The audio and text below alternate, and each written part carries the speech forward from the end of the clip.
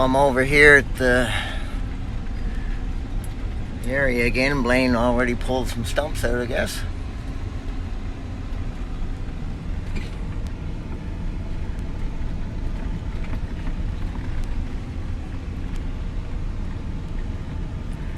This is the upper part.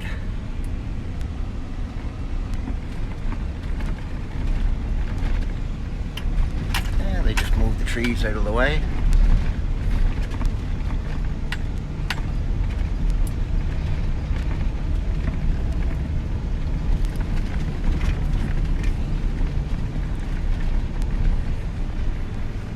Blaine's little excavator there.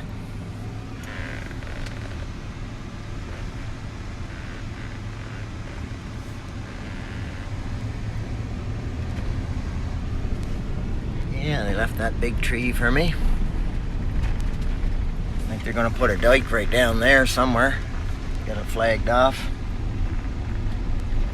Well, the tractor's back here. If I want to trim some, I could. Anyway, I'll drop these trees down at the bottom. I think there's 50 or 60. I can limb all of those right there. Those two, I guess. Yeah.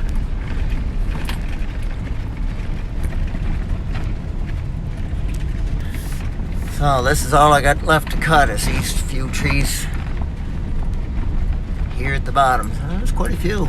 Might take me 2.5, 3 hours maybe, I don't know. They're not big trees. A couple down here, fairly big.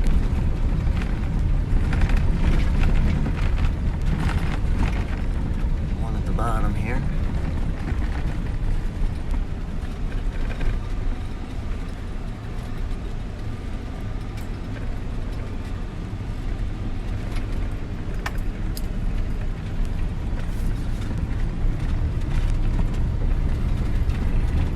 Anyway,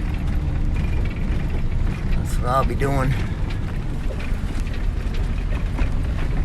today. So I had to stop for a little break. It was getting pretty hot there, and I stopped at this tree right here, and I cleared out a little bunch there and kind of worked my way back. And then there's, I don't know, there's some wasps or bees or something. So I said, all right, time for a break. So I jumped in the truck, got the AC going for a bit, and I had a drink. I don't know, I dropped probably, I don't know how many there was there. There's just that little gap from there over to there. And yeah, so I got those three, and I got some more trees to cut. Today's Sunday, so tomorrow's supposed to rain, and I'll tell Blaine I could probably come here Tuesday and Wednesday. If I had a good couple of days, I could limb a lot of trees. Like if I had somebody in the tractor giving them to me, it wouldn't take long. So anyway, the saw's working good. I sharpened it up, and I'll drop those 2 or 3 trees there and move down. So I've been spending the last 15 minutes looking for my little hatchet that I use to bash in the little wedges. So I come out of there after I finished, and I come up here to cut this first one here. This is the first one going down, but I had parked the truck on the other side, and I went down. I just cleared up that stuff, and then I come up here, and then I walked, and I started to cut in there, and bumblebees started coming out, and I think there's a nest in there. You can see them flying around. So I kind of ran out, and I come out this way. I was just retracing my steps, and I was like, well, I got to get to the truck on the other side, and this is all bushy. So I said, well, I'll walk up a ways. So I walked up there, and I said, fuck it. I said, I'm going to put the saw on top of that bale, and I'll drive the truck around and park it over here. So then I walked up, and I went across where that tree is. There's a little gap. And then I realized, got no hatchet. And I had that hatchet for years and years and years. I remember me and Gary went back. We were probably 8 years old. So it'd be 40 years ago. I was probably 8 or 9. I think Gary might have been 7. We walked back to the woods, and we chopped down a whole bunch of trees, little trees, 6-inch trees or whatever, and smaller. And we made a little, we're going to make a little fort back there. We made the floor and everything, and we spent the whole day doing that. And then, I don't know, we never got back to do it again. And then I did go back, I don't know, a month or two later, and my father and my brother had cleaned up all the logs that we cut down and took them home for firewood. So anyway, but I come back and I said, Jesus, I got to look for that. So I went down and retraced all my steps. I remember the last time I used it was to knock over the white birch that was all twisted and crooked, and I hammered in a wedge. So I walked up here, right slow, and I retraced my steps, and I was like, well, it's not in there. And then I remember running out, and Jesus, there it was, I found it. And that old hatchet, like I said, I've had that for a long time. It used to have a little tiny belt pouch on it. I think I bought it at Canadian Tire. So I've kept that for that long. So I got it. So I'll just have to be careful. I just had it in my tool belt here.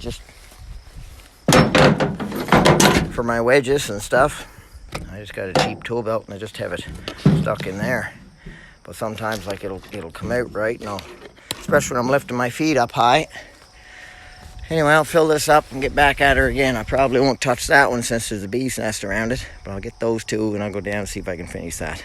Only got, I don't know, whatever's left there. I just dropped a big birch and I'm gonna go back up to the truck and get some fuel.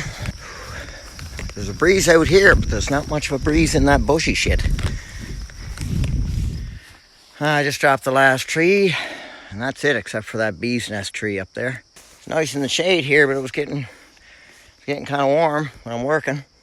But anyway, take a little break every once in a while, so I'd say I probably took about, an hour and 20 minutes maybe off of the time. I think it was 3 o'clock when I got here. What time is it now? 6. So yeah, 2 hours probably, we'd say, of actual cut time. And then, yeah, I had to go look for my hatchet, so that took a little bit of time. You know, there's some pretty big trees here. That last big tree I cut down was kind of rotten at the bottom.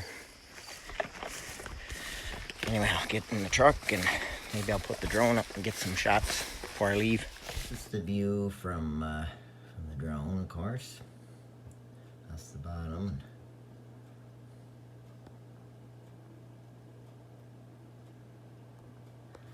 And there's the bee tree right there. So I went from there all the way down. And I think it was about, I don't think it was 50 trees, unless you count the really small ones. This is where the brush pile will be, I guess. They started setting some trees there, so I guess that's the plan.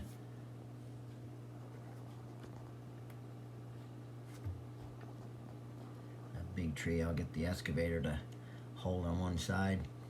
I'll cut it down. Blaine did all that area there, so that's all cleared up. So this is coming down to where I had worked, so I went from this tree down. So I don't know, I think I counted about, I don't know, I think there were like 40 or 50 trees. But the big trees, like some of these here are pretty big, so there's probably only about 30 big ones.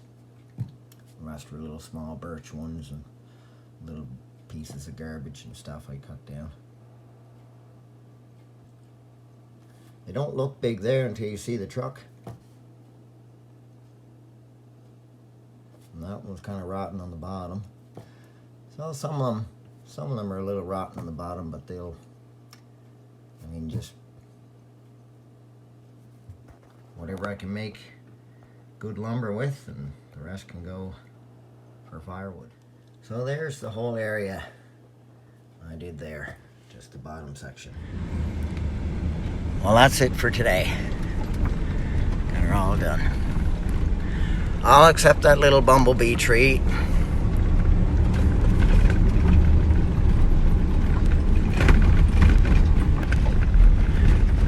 I got her notched out too, I should tell Blaine. Got it notched out on the south side. Yeah, they got flags over here too. Must be gonna put a dike right down in the middle there, I guess. This is the trim pile. This is where they're gonna put all the brush, I guess. I don't know know what happened to that tree. He must have pushed it. They get all cracked and then they're no good for lumber. At least he didn't touch that one. That's good. That one would be worth a lot of money if I can get her chopped up.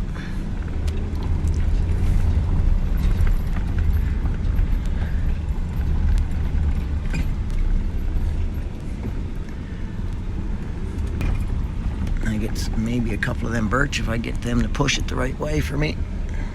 It was windy the other day, that's why I didn't take it down. All right, homeward bound.